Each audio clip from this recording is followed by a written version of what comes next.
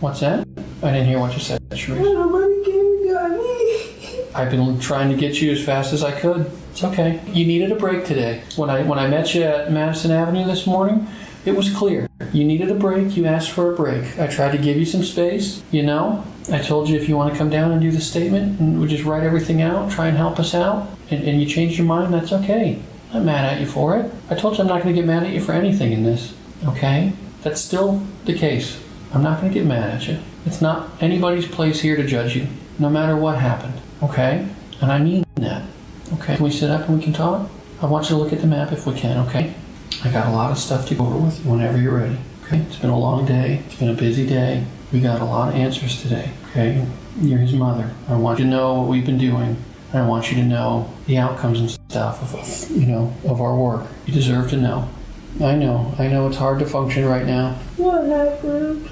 We have to go through the map and some other things and whatnot. I want to explain how he was found and where. Where was he? Well, let's look at the map. Come on. You see Culver's marked? Mm-hmm. Your apartment's right here by Culver's, okay? Mm-hmm. Right there about, okay? Here are the Lafayette apartments. Mm-hmm. Okay. And yesterday we talked about it where we found his backpack. It is right here. Okay, that's the picture I showed you yesterday. Jordan Jr.'s body is found right here on Lake Avenue in the woods at the sports complex behind a fenced-in dumpster. He was in the water. It wasn't deep water. It was pretty shallow in a wooded area. There's a little path that leads back there by a wooden bridge, and he was pretty much maybe 10, 15 feet behind the dumpster. Oh, no. What's on the corner of it? What's on the corner of what? What's on the corner over there? Which corner? On that street. There used to be like a church there. I'm not sure what it is now, but there's like a big football field, baseball field area. We went there last night. You went there last night? Where'd you go last night? Me and Erica, we searched all over there last night. You searched over there last night. Did you find him? No. Okay. What led you to go over there last We night? went everywhere. We went behind Everest. We went everywhere. Okay. Don't beat yourself up because you didn't find him, okay? It's not your burden to find him. That was my burden. Okay, and he's found now. Here's a better map, closer of the area. This is the wooded area. He's right here. Charisse, how did he end up there? Remember yesterday when I told you, can you look up? Please look up. I need you to look up, Charisse. I can't talk to the top of your head. It's not true. It can't be true. It's not true. It's true, Charisse. It's not true. Please, can you look up so we can have a conversation a little easier? Please. Charisse's apparent mental breakdown continues for nearly 20 minutes. Whether or not this is just a performance is debatable, but what detectives are certain of is that she knows more than she's letting on. However, why exactly she acts like this is something we'd only find out much later on. No. Who do you hate, Charisse? Oh, God. Why you did this? You were supposed to kiss it. Who was supposed to protect him? The suspect's sensitive emotional state seems like a roadblock, but in reality, this is a crucial leverage point for detectives. They can now set up a facade of being Charisse's friends and convince her they want the best for her. With this technique being used, Charisse finally begins to crack. Why don't you start by just telling us what happened in that apartment? We know as parents things can get out of hand and one thing leads to another. We can understand that. Without the truth from you, you're just going to assume the worst. Everybody can understand as a single mom, the system's failing you, that you feel you're all alone and you do something that you wish that you could take back. Something happened. Maybe part of that is true, but you have to tell the real story, Charisse. Where did you leave him? You're not gonna believe me anyway. Like, I keep telling you. I just you won't believe me. You won't believe me. Charisse. You won't believe me. I will if you tell me the truth, because now I know for a fact if you're telling the truth or you're lying. Okay? A lot happened today. I'll know if you're telling me the truth. I'll know if you're lying at this point. Like I told you yesterday, we can't change what happened. All we can do is make the best decisions going forward. You can do the right thing right here, right now. and tell the story of your son and what really happened to him. It's been an uphill battle for you the whole way. You've gotten no support. You've been doing it all by yourself. I don't care about that. I don't Well, care. it matters, and I think it contributed to the problem. It does matter. You don't deserve to be hit. You don't deserve to be left hungry in an apartment with a hungry child, no money. You can't have a job because you can't find someone to watch him, so you can just work for a few hours. I get it. Just like I told you yesterday, I understand that. This is your opportunity to tell the story, Charisse, the way you know it needs to be told. I was there last night. I know. I heard what you said. What made you go there? We went everywhere. Where it was water, where it was woods, everywhere. You didn't see him last night? Shaking your head no? No, sir. Okay. Well, you don't have to do the sir stuff. Come on. I was there. Tell me how he got there, Charisse. Tell the real story. He deserves to have the real story be told. Why do you say all the evidence points to you? Cause look at my house. Okay. We talked about that. It was his chin, man. It was his chin. What, the blood? Is that what you're saying? It was his chin. Well, be clear about what you're saying. I don't want to misunderstand what you're saying. You keep saying it was his chin. Are you talking about... Yes, sir. Okay. What really happened, Charisse? Nobody else was there except you and him. Did he die in that apartment? No, sir. He was okay. He was good. Was he dying in that He apartment? was good. No, sir. You don't The have to... only incident was when he was choking, but he was fine after that. But he was okay. We left. He was walking. He was good. He was good. He was good. When did he die, He Charisse? was laughing. He was playing. He was good. I don't know. He was good. I'm only going to give you, come on. I want the real story. If you won't take me, because I just... Okay, Charisse, we did a lot of work today. By saying this, the suspicion against Charisse only continues to grow. Because she gave an alibi that is very obviously planned out and told officers she was willing to go to jail, there is only one reasonable conclusion: she is lying about what happened. In fact, her behavior now makes sense too. These are not the tears of a mother mourning her dead child, but of a criminal who is only regretful of the fact that they were caught. Charisse might think that she's almost gotten away with it, but what she does not know is that detectives have all the evidence they could ever need, and it all points to her. Okay, Charisse, we did a lot of work today. Okay, this is another map. Just so you know what we're looking at. This is Lafayette Apartments. Okay. View my bearings here. This is where here is. Okay. This is where you are right here. This is where you live.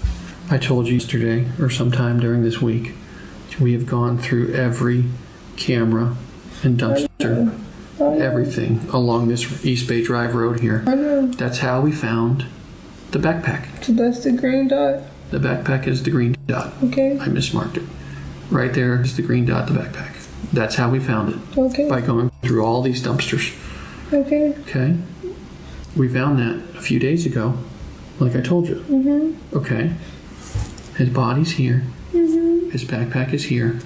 You say you left him here. Okay? So today, we started going through this area right here. On King Drive right here. There's a house with a camera. And it sees you. Can you show me that? Because I'm not going to believe that. I don't have the video right here to show you I'm now. not going to believe that. Okay? You're just going to have to listen to what I'm saying. Yes, yeah. That camera shows you. I don't have the camera, I'm just looking at sometimes. Oh, sorry. It's okay. At 10:15, I'm sorry, not 10:15, 10:56, that camera shows you here. Okay? Your last connection for your cell phone when you come off the Wi-Fi is 10:22 at your apartment.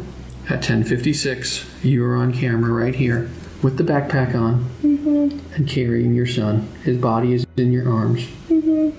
Okay? I'm not agreeing, I'm just listening to you. Okay, that's fine. 19 minutes after this camera on Keene Park sees you, this camera sees you walking south from this way, where his body is found, carrying just a backpack now. I'm going to be sick. I would be too. In 19 minutes, you walk from here That's impossible. to here.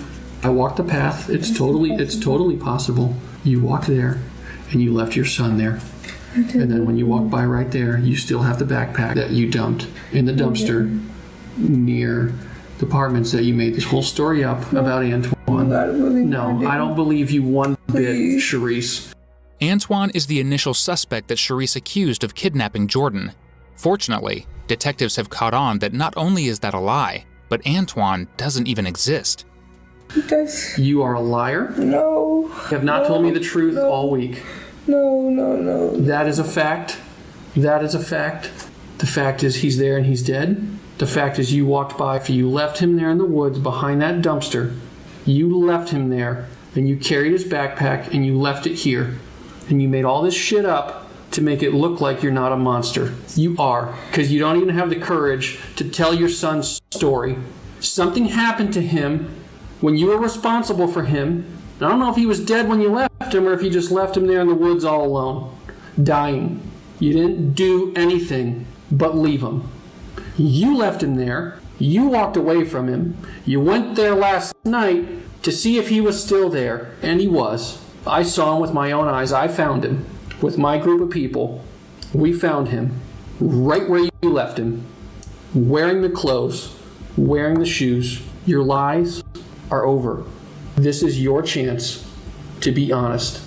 It's all out on the table, Charisse. People will know this. People will know this story I just tell you. And you choose to do the right thing. Tell us what happened at the apartment that night, or that's how the story goes. He's not coming back. There he is.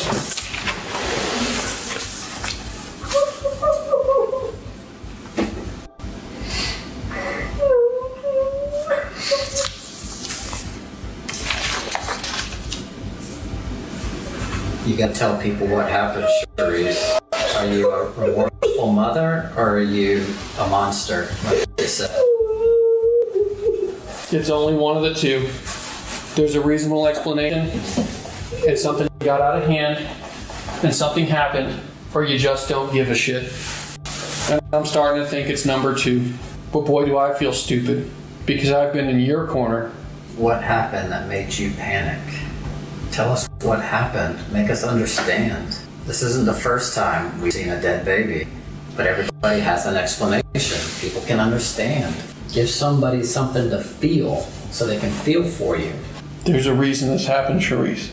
People deserve to know. Something happened. Grandma deserves to know. Both grandmas. Your mother has never even met him. She deserves to hear the story. The real story. Jessica, who has done nothing but help you and try to be there for you. You owe her an explanation. You love Jordan Sr., but you also hate him. You owe him an explanation. He deserves to know. It's his son, too. And this is not fair to him, because he has to live the rest of his life knowing this. The injuries Jordan was found with were incredibly bizarre.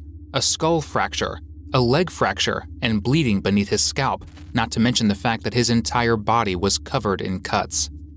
This was indicative that something had happened before the walk that Charisse and Jordan took on the evening of Saturday, September 1st. So while detectives know that Charisse is most likely the killer, they need to find out what happened before the two left their apartment.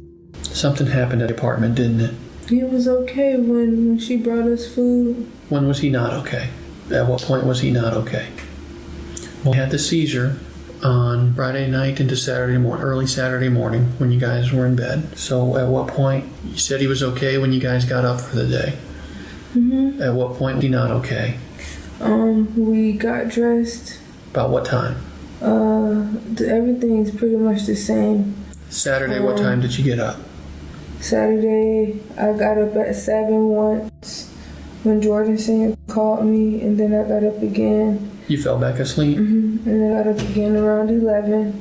Okay. Got him up, brushed his teeth and stuff. Okay. And we were just chilling. At what point was he not okay? He was straight. Jessica brought us food. We ate. About 6 o'clock, right? Mm-hmm. Okay. That was the Burger King? Yes, sir. Okay. And he was still fine. I know it's tough. You're doing good. What happened where he wasn't fine? Took a shower, got dressed. I gave him a bath, got him dressed. He wasn't like the normal Jordan, but walking and stuff. What do you mean wasn't the normal? He was just acting really weird. His eyes was really weird. How were they weird? Were they back in his head? Were they back? Like, were they crossed? I don't know how to describe it. Like he wasn't all the way there, if that makes sense. Okay. Remember lethargic? We talked about lethargic yesterday. Like he's a little loopy, maybe. Okay. Was he using that leg that he hurt the night before? Remember he hurt his leg? He was limping bad then. He was limping bad Saturday night? Is that what we're talking about? Yes. Okay. Was his leg broken? I'm not sure. You were Googling it all night, so... Yeah, but he was limping pretty bad. Okay, so he wasn't walking real good. No, sir. Okay. We left the house, he was walking. At that point, we got near, what is that? Did you leave the house the same time we were talking about all week? 9:50, 10 o'clock? It may have been like later, but I just remember when I had texted Jordan's phone. Well, 10 and 20 was when your phone disconnected. Does that sound right? So I'll just say 10:20. About then, 10:22? Sure. Okay. And the whole plan was to take him to Jordan Senior South. That was the plan. It's a long walk. What path did you take? I'm gonna get there. Okay. Okay. So you walk out of... I'm a bad person. I don't think you're a bad person, Charisse. Monster. You're not a monster. You're not. You just gotta let us know what happened. To put things into perspective, Charisse has completely switched up her story after her initial alibi about Antoine was discovered to be a lie. According to her new alibi, Jordan had somehow hit his head close to or on the 31st of August, one day before they left the house. This resulted in him being sent into a seizure which would affect him for several days.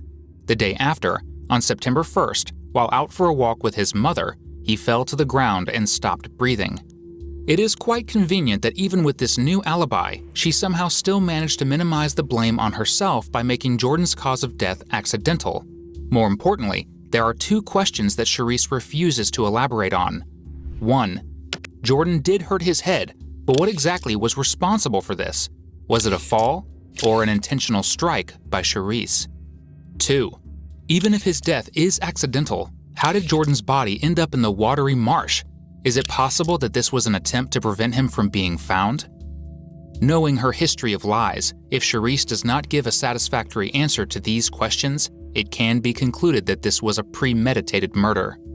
Now she has a choice to make: be honest and end this interrogation, or desperately lie and make her situation worse. You left the apartment, you said he's walking a little bit, but he's not. But I just want to clarify, like, the blood stuff has nothing to do with this incident. That's really from the chin? Because it's a lot of blood. Yes, sir. That has nothing. Okay. It's nothing to do, and hopefully when they do the autopsy, like, they'll prove that. Yeah, I hope so too. Okay, it's fine. But that's when we got towards... we didn't get out the complex yet, and by, I'll say, before the Outback. Like by the office there? That's when he just passed out, like, and I just panicked. He just passed out? I could have called. Sure, but, you know. I don't know. It's okay. Where did you go when he passed out? So you passed out, like... Yeah, but he was still breathing. Yeah, but he was just... On that path between your apartment and East Bay that we took the other day? Mm-hmm. Passes out about in the middle there? Mm-hmm. Okay, so like right in here. Okay. I was going to get some help, but we got past some apartments down there. Yep. And I sat him down, and at that point, he just wasn't breathing. Okay. He just wasn't breathing. But I could feel a pulse. And then we just sat there for a little bit. Like, I was like, June, come on. Yeah. And like, he was like, I'm not going to say he wasn't breathing. It was just real shallow, faint. So I picked him up. I could still hear him breathing a little bit in my ear. So I picked him up, and I just got really scared. So we walked. Okay, but I want to know how he hurt his head. I do not know how he hurt his head. Okay. I don't know. All I can tell you is I left. I came back. When I came back, he was gone. At that point. He was gone, or he was dead? He was dead. And then you put him I left. in the water. I left, and actually I didn't put him in the water though. Where did you put him? I raised him up and I sat him over the fence. Was he still alive? I don't think so. I doubt it. How did you lose your shoe? I really don't freaking know how I lost my shoe. But I did have my shoe at Largo Park. You didn't have it on when you were there on the video? I don't know, so I must have lost it somewhere. Did you lose it back in the mud on back there? No, I never went back there. I'm scared of dirt and shit. You were scared of dirt, but you put him back there? I can see the path you took. I saw the shoe prints. I never went behind the fence. So what Put him over the fence? what part of the fence? Right, the dumpster there, over the chain link fence? The metal fence? Yeah. I never went over the fence. When you put him over the fence, where was the dumpster? I got behind the dumpster. Okay. And put him over the chain link fence. Why would you do that if he's still alive? Or is he dead? I knew. I just told you. When he came back, he was cold. So did you move him in the water yesterday? No, my cousin Erica was with me yesterday. How do you get in the water? I have no idea. 10, 15 feet from the fence to the water. No matter how well prepared Charisse was for this interview, inconsistencies appear in her story as detectives ramp up the intensity of their questioning. How did his head get injured? He didn't fall. Let's start from there. Just because that's what made you leave the apartment. No, I only left the apartment because I needed him to eat. Like, I was hungry. I'm pretty sure he was You had hungry. already got food, right? That was 3 hours earlier, yeah, she got food. But that was the first time we had ate. That whole, like, literally, that was the first time we had eaten. So what happened to anything. him between grandma coming and you leaving the house? You want to know the honest truth based on what they're telling me? He is already severely injured, if not dead, before grandma comes over. Mm-hmm. The femur can support nearly 30 times an individual's weight, making it the longest, heaviest, and strongest bone in the body. This means a fracture here would result in nightmarish pain for an adult, let alone a child. Charisse managed to severely underestimate how serious Jordan's broken femur was for an entire day and did not immediately take him to a hospital. Instead, she took him on a walk less than 24 hours later, completely disregarding his injuries. Behavior like this sets off red flags for detectives as they realize that the monster in front of them has made Jordan's death as painful as possible. With this pattern of negligence and abuse from Charisse, all of the puzzle pieces finally begin fitting together for detectives. This was no accident. This was a murder. I promise you'll feel better. We'll cry about it and we'll move on. You owe it to your son. I didn't mean any of this to happen. Okay. Of course not.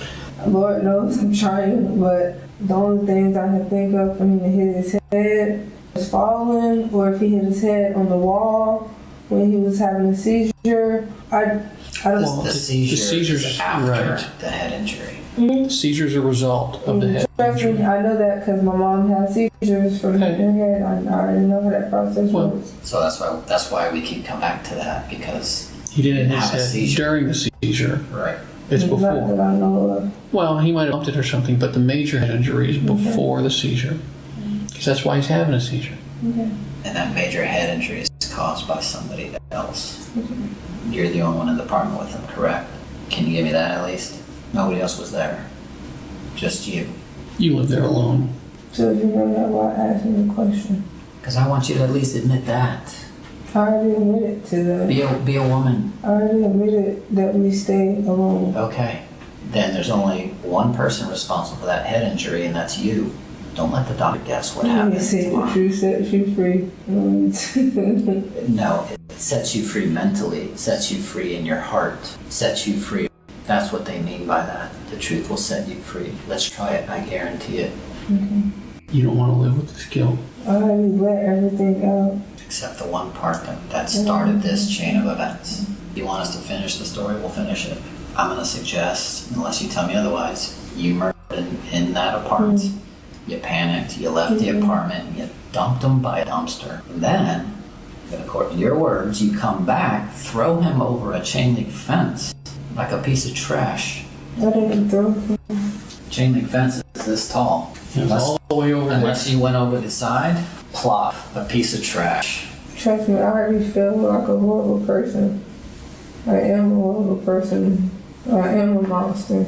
Because you won't come to the truth to tell us what happened that night. I will have to agree with you if that's the case. I'm trying to remember. I swear to God. You won't forget that, Charisse. You I swear won't. to God, I don't. So is that because you hit him so many times that night? Mm-mm. You're never gonna forget that moment. You know exactly what it The is. only time I remember him hitting his head was when I'm being honest with you. The only time I remember. Okay. Alright, I did it. Alright. It's medically impossible to roll off a bed. I didn't say he rolled off. Okay, a 2-foot kid falling head first into, I don't suppose you have tile flooring, but if you do, not gonna happen. Kids are pretty strong. I'm so sorry. I'm so sorry. No, you're sorry, Charisse. You know. Let him know you're sorry by admitting to what you did. Nobody accepts apologies unless you admit what they did. Make it sincere. I'm just thinking about Jordan Sr. Why? The Jordan she refers to is her husband and Jordan Jr.'s father. Because through all the bullshit, that was still his child. You know, it will be easier on him if he knows exactly what happened. If he's left in the dark about the last little piece, and he'll never know.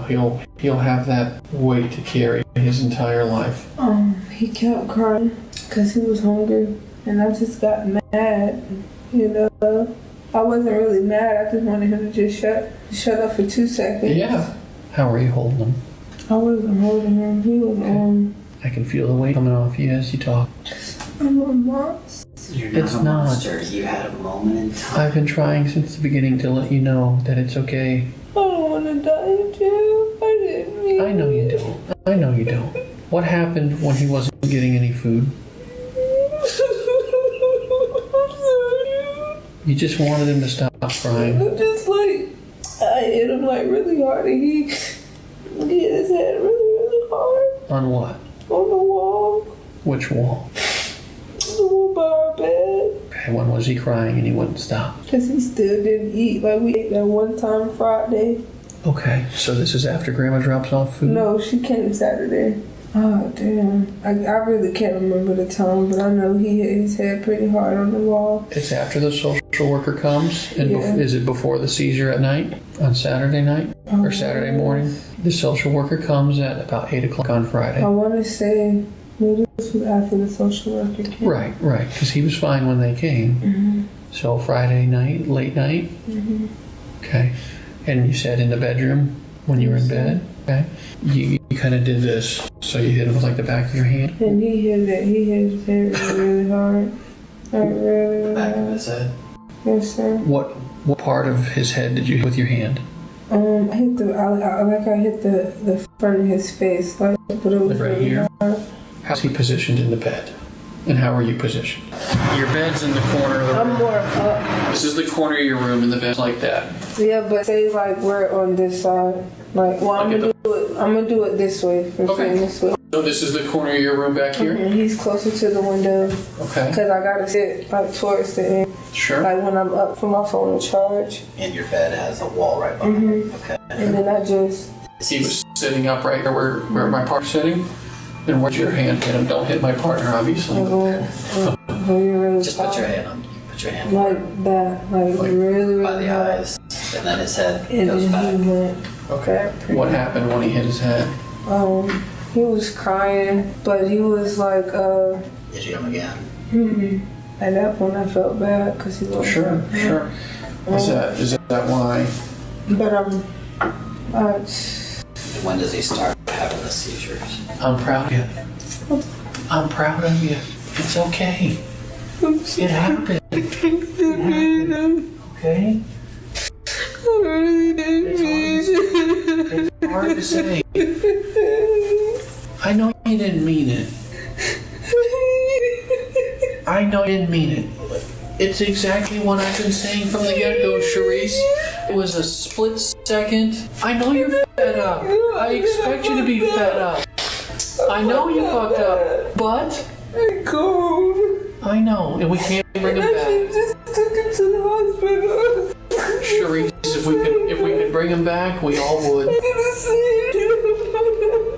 There's not one person in this world, I'm just so scared. and that's okay.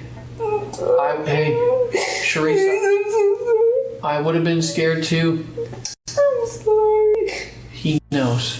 Charisse, he knows. Okay? Did I kill him? You injured him. And it caused some serious problems. Yeah. I killed my baby. Yeah, that's what led to his death. Yes. Okay. But it takes a strong person to admit what they did. Okay? I'm not strong, I don't deserve. Well, you won't be remembered as a monster. This is not a monster story. This has never been a story about a monster. When I met you, I knew this was a story about a frustrated mother who had no chance by circumstance because everything was against her. And I knew you got frustrated. And as we started talking about the searches and your phone and the seizure, it only became more apparent. Okay? I don't have nobody in my corner. I was in your corner. I'm gonna be by myself in there. That's not... Nobody gonna come see me. Nobody gonna forgive me for this. People will forgive you, Charisse. I forgive you. The detective is correct about Jordan's father also being a part of the problem. An in-house investigation conducted by the DCF in 2016 found that the child's living conditions were horrible. From not having enough food and deplorable hygiene to the father and uncle being involved in auto theft, Jordan's family was deadbeat. Moreover, the family home also saw several gang members visiting, some of which were wanted criminals and were known sex offenders.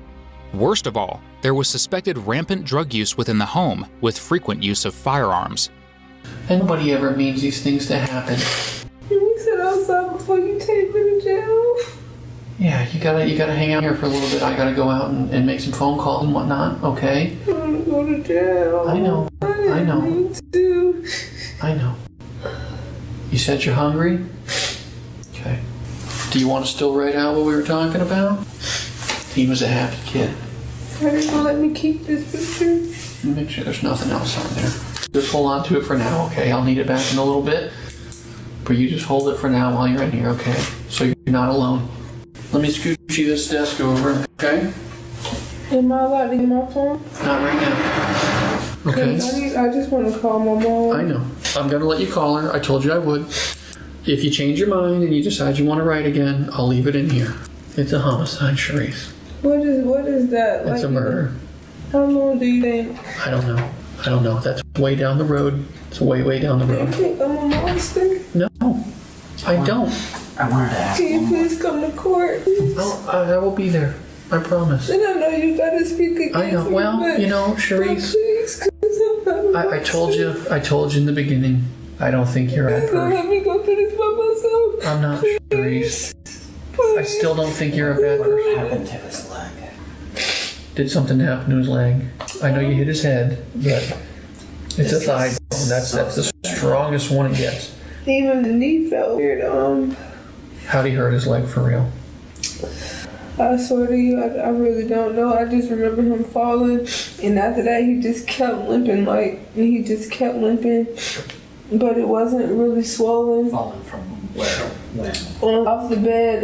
But when I checked it, I knew it didn't feel right. But he wasn't like when he walked, he would just limp, but he wasn't Did walking. he hurt his leg before the social worker came or after? It was after because he So, that's when he was everything in the living room happens Friday crying. night, basically. Because he was chilling. So he's crying because of the leg. He's crying because. Everything was just messed up. Okay. Everything. Yeah. Did you see him fall? How he fell on his leg?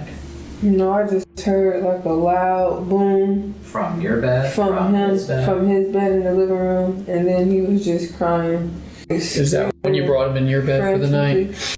Yes. And then shortly after is when you hit him in the face? Because he just kept crying. Yeah. I'm Is that sorry. when you were looking at, thigh bones, researching thigh bones? Yeah, because it just didn't feel right. Right. I knew something was wrong, but And then he has the I seizure at was night. just freaking stupid. You finished the book, Charisse. And you finished it. Please don't let me go through this by myself. We won't.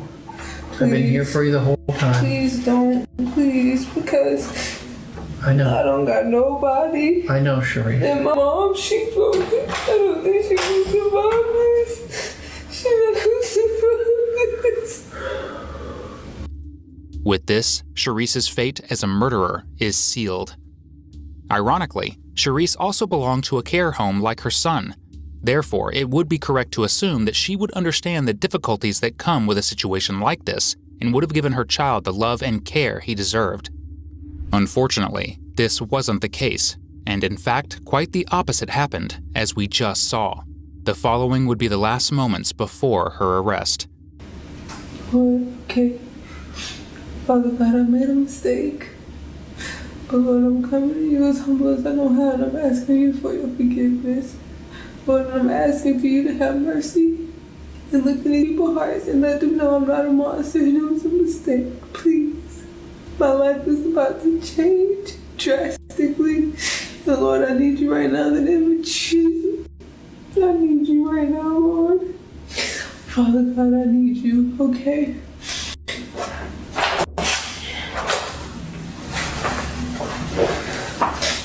There you go. You're welcome.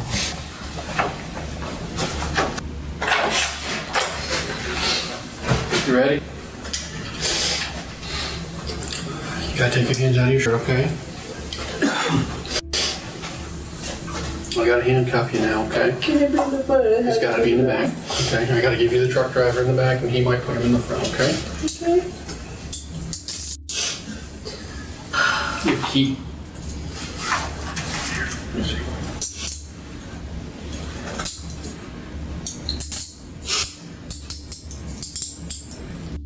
Months after this interrogation, Charisse gave birth to her daughter, Serenity, while she was in custody and awaiting her trial. With the family's history in mind, Serenity was placed into the foster care of the Warren family, the same ones who had raised Jordan. Additionally, in October 2020, 2 years after this incident, Charisse Stinson pleaded guilty to second-degree murder and was sentenced to 50 years in prison. She is now spending her time at Lowell Correctional Institution in Florida, where this interview of hers was recorded. It is a long time, but I will walk with my head held high. In this heartbreaking story, there is one silver lining.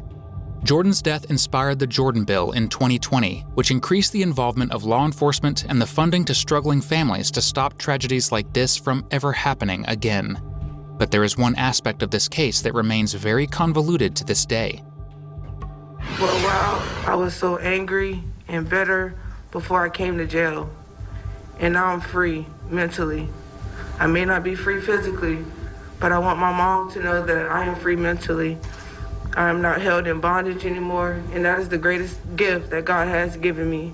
And I thank my son for that. There are hints of Charisse believing that Jordan's death was a redemption event for her, and that it was something that gave her a higher purpose in life. For the people who loved Jordan, this was an incredibly strange thing to hear, as it seemed to devalue his death. We would only get a deeper dive into Charisse's psyche when an exclusive interview was recorded with her in her jailhouse. Well, for the longest, I thought I was gonna get a life sentence. I thought I was gonna get life in prison. And then, I just literally found out Friday that they accepted my offer. So I didn't really have too much time to really, what's the word I'm looking for, absorb it. But I knew that I didn't want to do life in prison. And then I also was thinking, okay, well, what is justice gonna look like? In the eyes of the media, in my eyes, in the Belleville's eyes, what is justice? Because we'll never be able to have him back. You know what I'm saying? So I had to really think of a number that was gonna please everybody and that was gonna look justifiable, So I don't know. I'm still trying to deal with it. Talk about what took you down that dark road that day. What was it? What can we all learn from the hell that you went through? It's really hard when you don't have support. When you don't have anybody, and I had nobody. It was just me and my son, and I was already pregnant, and I was suffering through postpartum depression from my previous pregnancy, and I didn't know what postpartum depression was because in Black households, they tend not to believe in suicide or depression and stuff like that, and it's wrong to even have that mindset, But I was going through a lot of depression. I didn't want to be here. So at the time, I didn't want to be here. So it was just I was just in a dark, I hated everything. I hated life. I hated myself. I didn't know how to love anybody. But I love my son, and I'm so disappointed in myself because he did not deserve what happened to him at all. No child deserves that, you know. And I pray to God that the Jordan law prevents this from happening. You know, I pray my situation prevents this from happening.